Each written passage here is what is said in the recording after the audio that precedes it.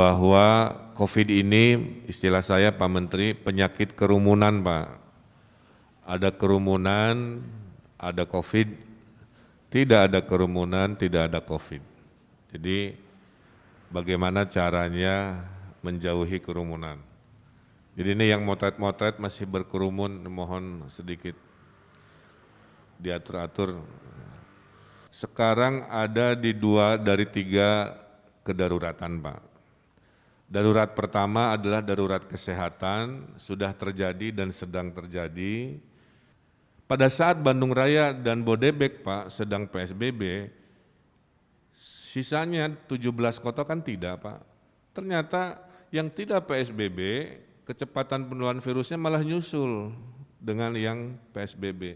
Itulah kenapa kami putuskan mulai Rabu kemarin seluruh Provinsi Jawa Barat yang 27 kota kabupaten dan 50 juta orang kita PSBB-kan.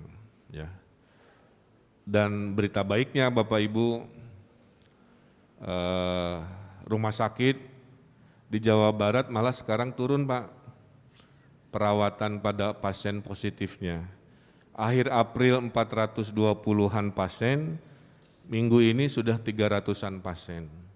Jadi kami tidak perlu seperti Jakarta mengkonversi gedung-gedung seperti di Kemayoran untuk jadi rumah sakit darurat. Jadi ada berita baiklah di situ. Ini hadiah buat para dokter, perawat, ya, bahwa tingkat kesembuhan naik 2 kali lipat. Yang meninggal tadinya rata-rata 7 orang per hari, sekarang hanya 4 orang per hari. Nah, mudah-mudahan tren positif ini. Nah, oleh karena itu dari sisi ekonomi kami ingin memberikan sebuah cara bagaimana ekonomi jalan, tapi protokol kesehatan bisa terjamin. Sebenarnya hanya itu, ya. Nah, oleh karena itu usulan dari Jawa Barat Pak, yaitu meminta dukungan dari Kementerian Perdagangan untuk melakukan pengetesan massal kepada para pedagang pasar, kepada para pelaku bisnis, sehingga dengan dia bebas COVID, dia bisa membuka usahanya atas izin pemerintah. Kalau sekarang kami gelap Pak, shadow boxing kira-kira begitu. Mau diizinkan buka tapi tidak yakin. Ya, nah ini kalau bisa menjadi sebuah inovasi. Yang penting selama PSBB manusia yang bergeraknya itu menurut teori hanya 30%. Jadi dalam teori 30% manusia yang bergerak, ekonomi boleh diatur-atur, ya. Kalau memang di wilayah itu kekuatannya tekstil, tidak ada lain. Kalau tekstilnya memang dimatikan, kan kota itu ekonominya kekuatannya beda-beda. Ada pariwisata, ada macam-macam. Asal 30% aja, kira-kira begitu. Sehingga dalam teori 30% ini sebenarnya kita bisa eksperimen. Anda buka hari Senin, ya. Giliran Anda Selasa, kemudian berikutnya Rabu tukeran, tapi tetap dalam populasi yang 30%. Nah itu dalam protokol kesehatan Pak Menteri, itu bisa dipertanggungjawabkan, kira-kira begitu.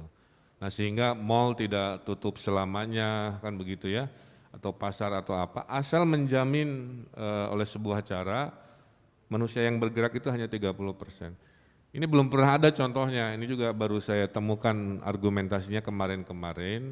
Nah mudah-mudahan ini cocok dengan tugas dari Pak Menteri yang ingin menghidupkan ekonomi yang sangat terpukul ini, tapi tetap karena kita perangnya perang kesehatan, utamanya ya urusan kesehatan dulu sebagai isu terbesarnya, kira-kira begitu. Nah mudah-mudahan kalau itu berhasil, saya kira bisa jadi contoh Pak. Kami sekarang lagi mengetes para pedagang pasar Pak Ferry melalui rapid test, PCR yang kami punya, karena rapid test itu kurang akurat Pak. Di Jawa Barat akurasinya hanya 10% setelah kenyataannya gitu.